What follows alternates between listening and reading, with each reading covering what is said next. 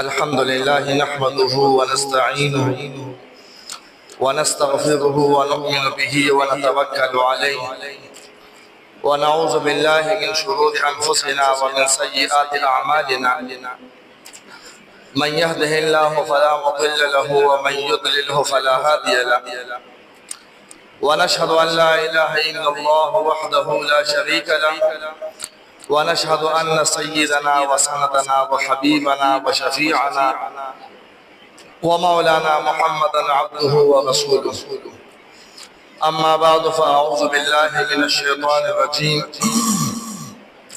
قال الله تبارك وتعالى: يا أيها الذين آمنوا إذا نودي للصلاة من يوم الجمعة فاسعوا إلى ذكر الله وذروا البيع. صدق الله العظيم. إن الله وملائكته يصلون على النبي يا أيها الذين آمنوا صلوا عليه وسلموا تسليما. اللهم صل على محمد وعلى آل محمد كما صليت على إبراهيم وعلى آل إبراهيم، وبارك على محمد وعلى آل محمد كما باركت على إبراهيم وعلى آل إبراهيم إنك حميد مجيد. تیرہ جمعہ کے دا جمعہ سره متعلق بعض خبرې تیرې شوې چې دا جمعې ابتدا د کوم ځای نه شوې وه، ابتدا یې چا کړې وه، په کوم ځای باندې شوې وه، په کوم وخت کې شوې وه، او په جاهلیت کې به جمعې ورځ د څه نوم اخیسته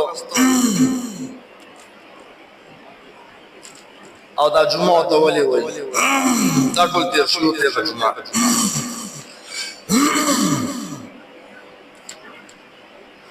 نن به انشاءالله تعالی موږ د جمعې سره متعلق فضایل د جمعې بیانو. د الله په فضل او احسان باندې جمعه دیتا سید الایام ویل شي د تمام ورځو سردار ده. لکه څنګه چې بادشاہ ته په خپل رعیت باندې په خپل قوم باندې فضیلت حاصلې دغه شان د جمعې ورځې ته په تمام ورځو باندې فضیلت حاصل دی.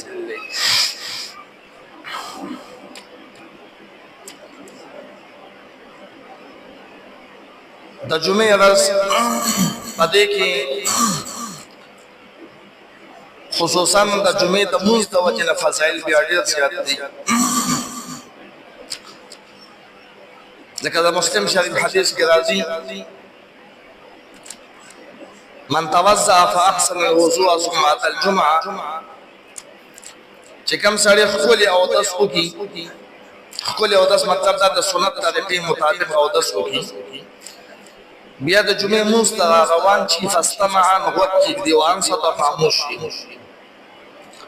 خاموش هم شي، خو یوازې خاموشتیا نه چې سړی په جومات کې ناست دی خو توجه یې بل خوا ده، نه، خاموش هم شو، چا سره خبرې هم نه کوي او امام ته غوږ هم کېښودو، خطبې ته غوږ هم کېښودو.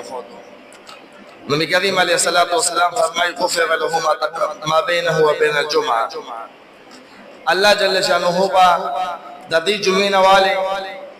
تر بل جمعې پورې چې کوم نه د ګناهونو معاف کړي، وزیادت ثلاثه ایام او پس درې ورځې نو به سیوا هم درې ورځې سیوا، یعنی خالی اتوار او ګل. د ګل ورځې په الله جل شانه دته ګناهونو معاف کړي او د جمعې په ورځ چې سړی راشي او هغه د جمعې پخوا د نبی کریم علیه السلام په زمانه کې به جمعتونه دې کې په کوتکانې پراته نو کوتکانو سره لوبې ونه کړي چې کینی ځان ته ځای صفا کړي، کوتکانې صفا کړي، نه بس خاموشه کینی په لوبو ځان په هغې باندې مشغوله کړي نه. لکه په دې زمانه کې چې راشي سمدستي نو لوبې رباړې نور نه کوي، بلکې کینی خاموش او خطبې ته غوږ کېږدي. او کوم سړی چې ویدا کار وکړي، نبی کریم علیه السلام فرمایي نو د لغو کار وکړو. لغو کار مطلب دا چې جمعې کوم ثواب دی د داسې سړي د جمعې ثواب نه کېږي. د بخاري شریف حدیث کې داسې راغلي دي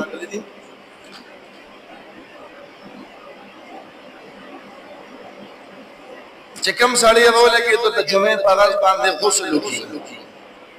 ځان ښه بهترین ښکلې پاک کړي، تیل ولګي او کو شرط عطر ورسره خوشبو سره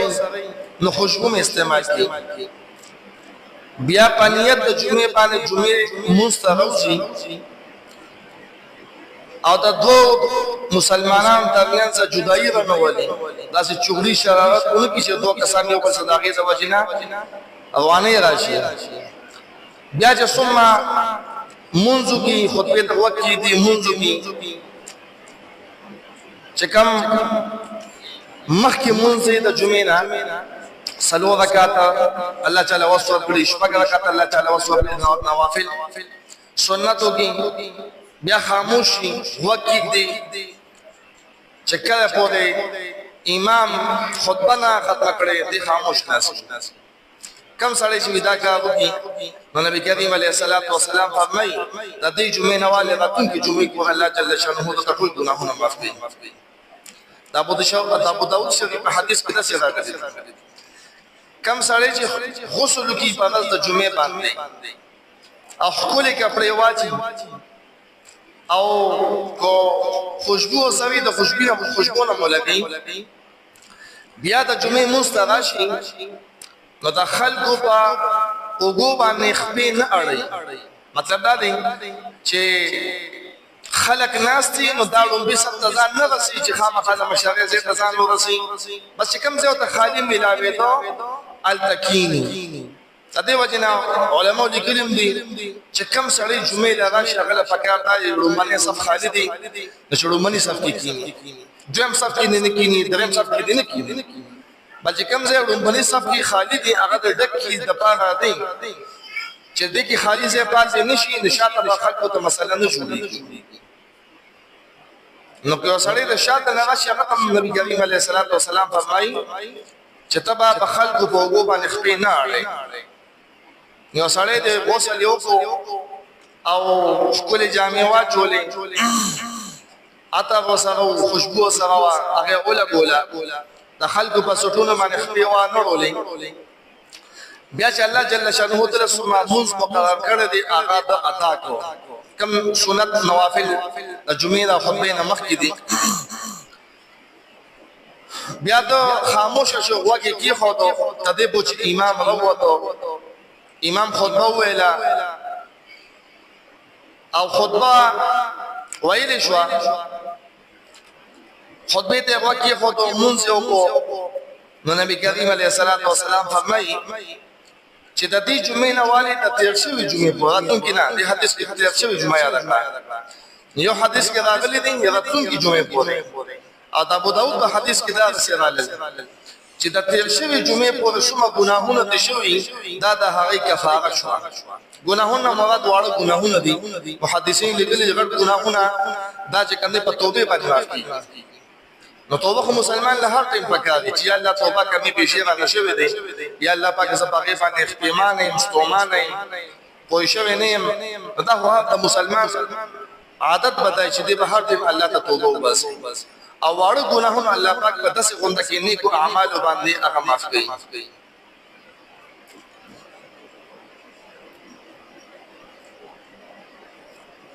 جمعې مونځ ته د وختي راتلو ثواب ډېر زیات دی. زمونږ د علاقې او د وطن رواج مکمل د احادیثو نه خلاف روان دی. احادیثو کې د صحابه کرامو معمول رضی الله عنهم د هغوی دا و چې هغوی په د جمعې په ورځ باندې وختي مونځ ته تلل، هغوی به د خطبې وخت له ځان نه رسولو یا خطبه په نیمه باندې، بلکې هغوی به د سحر نه اهتمام کولو په هغه ورځ به دوی مزدوري نه کوله. د جمعې په ورځ باندې تمام مشغولتیا به خپله معطل کړې وه، پرېښې به یې وه او د جمعې مونځ ته به ځان اوزګاراولو. لکه ابو داود شریف حدیث کې راغلی د مشکات میں وہاں روایت ہے، ابن ماجه راوړی دا روایت. نبی کریم صلی الله علیه وسلم فرمائی من غسل یوم الجمعه واغتسل، کم سړی اولګي غسل وکي د جمعې په ورځ په خپل باندې او په واده کړي نو په خپل کوواله باندې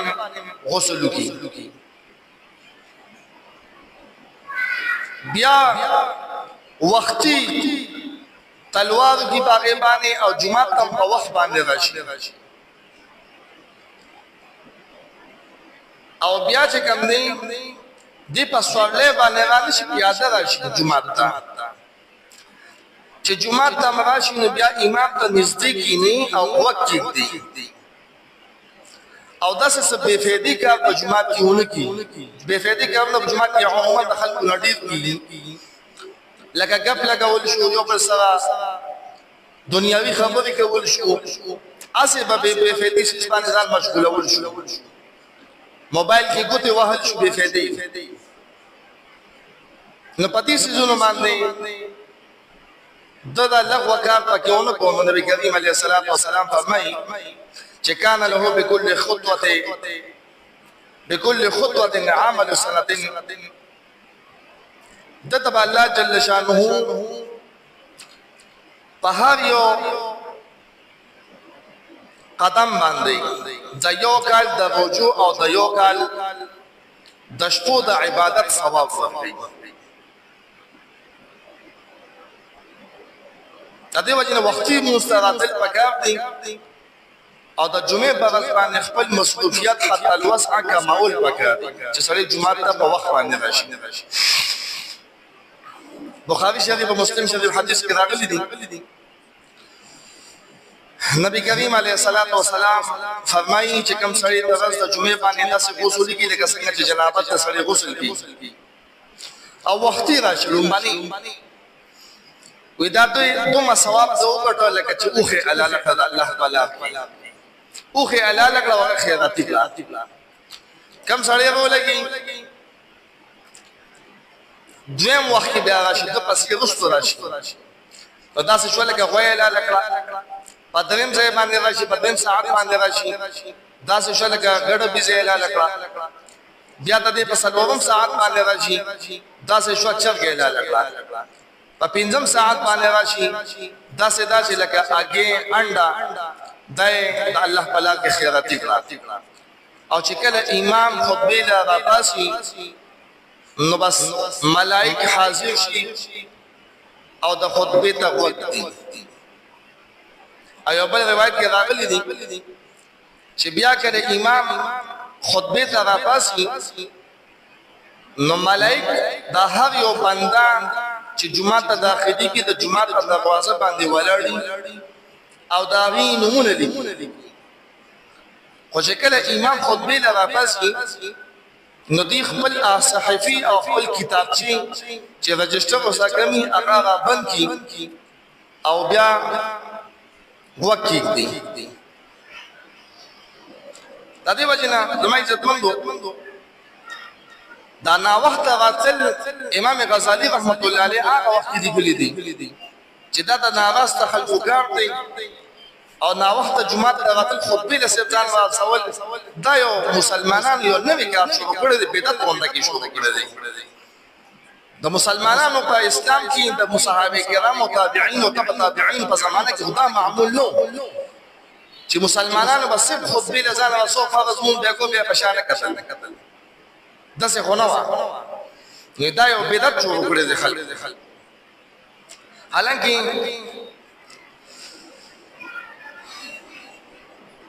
یو روایت کې راغلی دی چې نبی کریم صلی الله علیه وسلم فرمایي، دا روایت بهقی راوړی دی او امام غزالی رحمت الله علیه په خپل کتاب احیاء علوم الدین کې هغه بیان کړی دی او دا ډېر ناشنا روایت دی.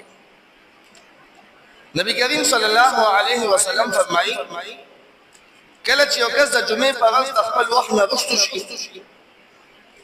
او فرشتي دې په جمعات کې علوم فرشتي جمعات کې علوم چې دی ولې لړ شو نو خو ماته معمول خدا چې دی په جمعات ته وختي راځي نو ګوره د ملائکه علیک یو بل یا تاسو کې لما فعل فلان وما الذي اخذه عن وقته یو بل دوی غفلان بل ملک دوی وې دا څه چل شوی دی چې پلان کې خو رستو شوی د خپل وخت نه دی قرآن دی خو لړ شو نو هغه بل فرشته ولګي هغه دعا کوي یا الله پاکه ان کان اخر فقر فاغنه یا الله پاکه کو د غریبې د وجنا د مزدورې د وجنا غربت د وجنا دې لړ شوی یا الله پاکه مالدار او یا الله پاکه کو د بیمارې د وجنا دې لړ شوی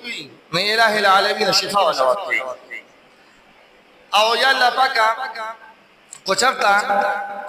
دې یو بل مشغولتیا د وجنا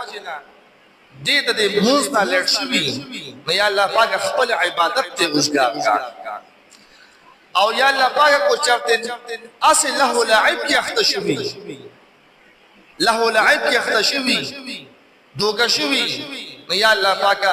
زړه خپل طاعت ته وزګار کا خپل زړه ته زړه الله پاک خپل دین ته مایل کا خپل اطاعت ته مایل کا نو ګور ملائکه ورسره سره په دعاګان غواړي کم سړی چې کم دی هغه لګي او مستمعمول سره وختي راځي د جمعې نو ملائکه له دعا غواړي کلم لیټم شي لکه څنګه د بعض مشران معمول سره راځي نو چې نن لیټي په بدل د بعض مشران پکې نه دی راغلي نو د ملائکه له دعاګان غواړي یا الله پاک کوم مسلې دی ولا حل یا الله پاک صحاجت دي ولا پورا کی یا الله کو بیماری لړ شي دا وي چې خدای پاک بیماری ختمه کړي یا الله پاک کو خطا شوی اسه دنیاوی چې کوم نه نو د نفس خواهش دوه کړی یا الله پاک د خپل طاعت ته راوړي زړه مایل کې خپل دین ته ملائکه دعاګانې غواړي مولا علی قاری رحمت الله علیه مشرح د مشکات کې لیکلي د مرقات کې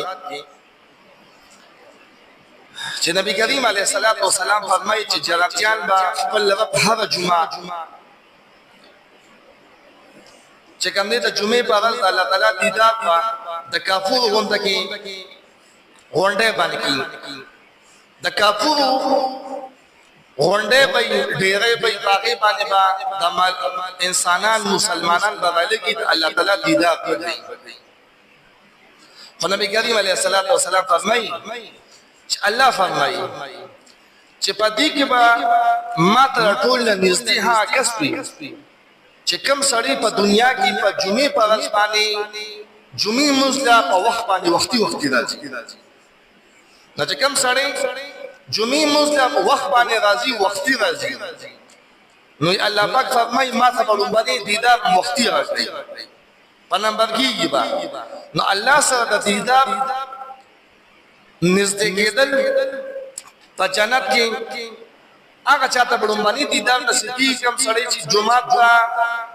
د جمعې په ورځ باندې صبح اول راځي کوم سړی اول راځي اول به دیدار نصیب کیږي کوم سړی دویم راځي دویم نمبر په دیدار نصیب کیږي کوم سړی دریم راځي دریم په دیدار نصیب کیږي نو دا د نبی کریم علیه الصلاۃ والسلام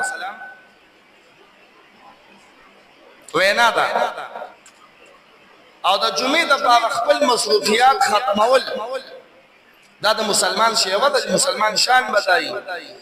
چې جمعې په ورځ خپل مصروفیات هغه راغون کی لکه په دې ورځ باندې سړی چې 10 بجې کې چې ټول مصروفیات ختم کړي د 10 بجې نه پس خپل د غسل اهتمام وکي ځان له جامو اهتمام وکي ځان راغونډي ځکه چې غسل کړي دغه یولس دولس چې دولس له مسلمان بالکل جمعه کې ناس دا د مسلمان شان دی چې دولس دغه کم از کم چې دولس راغلي جمعه کې ذکر فکر کې تلاوت کې تعلیم کې تعلم کې دغه خطي ځان مشغوله کړي او یو واقعات نصحت المجالس او کتاب دغه یو واقعیا لیکلی دا چې اوزل یو کسو هغه په جمعو کې راځي کومه کې غفلت کول بس پټې باندې ته کوی نه د منظم پابند سره نو د جمعې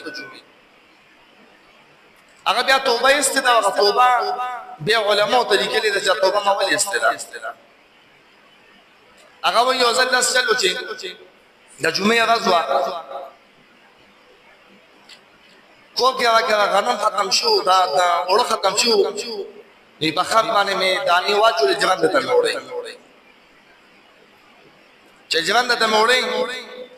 نو ژرنده ته مې وړې نو خر نه مې غنم کوز کړو او خر باندې ځنګل ته وتښتېدو نو خر باندې ځنګل ته وتښتېدو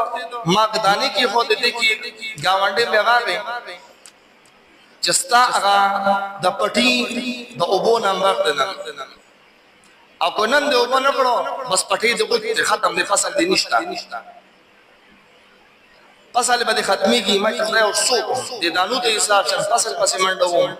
چې دې خوا مې ټیم ته وکتل د جمعې عین وخت بس ایله مونځ له پکې ځای شو دومره وخت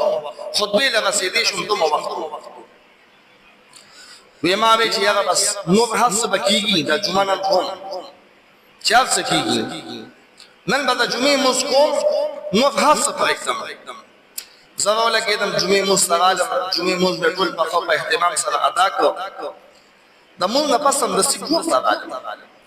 چې کور ته رالم نو بوجو د اوړو بوجې پرته ده ښځې ته مې چې اوړو بوجې چا وړه وی راته وی چې دا خدا سلو شو چې ګاونډي خپله ژرنده وړې وه نو د خپلې ژرندې په ځای ستا هغه ژرنده وړه کړې ده نو چې کور ته یې وړه بوجې هغه زمونږ وه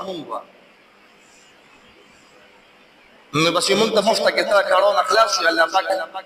د کاړو نه خلاص کړې د خپلې ژرندې په ځای زمونږ ژرنده وړه او مونږ ته یې وغورځوله وی ما ته چې پټي ته ځم چې پټي خو غنم به وچوي چې طرف شوي نو وی ما ته ښځه چې پټي ته مزه وی ما ته چې ولې پټي د اوبه شوی دی څنګه اوبه شوی دی وی راته وی چې ګاونډي پټي اوبه کوم تا پسې ستان مخکې دغه لمبا دا په پټي کې منګکانو ډېر زیات شوړې کړې هغه شوړې زموږ پټي ته نو چې هغه اوبه کو هغه خبر نو غون زموږ پټي وسوم ایمو ته شو د خر خدا ول مزنګل کې ګرځي چې خر پس ولاړ شم کنه راته خزوی چې خر ما بل خر خپل راغلی ما چې څنګه راغلی ویل تا پس لیوګان یو ځای شو شرمخان پسې شو خر مخ یو هغه پسې کوته راځغلول دی ایمو ته شو په یو د یوی جمعې موس الله پاک موږ سم مخې کولو کړی نو ګور دا یو عبرت واقع ده چې الله پاک ته دین سره کې الله پاک استا ټول کار سمیله بوزي د دین د وجه نه بس تا ټول کارونه سمیله زی او هر کار به په سمي باندې د دې وجه نه نو مې د دین کار هغه مخکې کول پکاري خصوصا عبادت کې خو بيغي چې هغه وځلګه زموږ دکانداران عموما داسي چې دکاندار چې ګاګ باندې نه خو چې کله موږ وخت ګاګ پر پیدا شي ګاګ باندې خو چې ما خام باندې ګاګ پر پیدا شي شامل سودا نو دا ډېر لوی د امتحان وخت باندې او ډېر لوی امتحان دغه وخت کې سړی ډېر ازمیخ چې ودا کدی دا ګاګ اټینډ کړي او کو دې دکانداري او کو عبادت لزي نو دغه وخت کې عبادت اسره کول او ګاګ پر خودل یا نور مصروفیات دسي هغه پر خودل دا اصل ایمان دی الله پاک ملګرتیا کې دغه وخت امتحان الله جل شانه دې موږ امتحانو نو ساتي او که امتحان باندې راځي الله جل شانه دې موږ یې کامیاب کړي او الله جل شانه دې موږ عبادت ته چې کوم اهمیت پکې الله تعالی د اهمیت زو بسرونو کې کینو لګي او الله جل شانه دې موږ خپل شماتون سمينا محمد هغه نصیب کړي واخر دعوانا ان الحمد لله رب العالمين.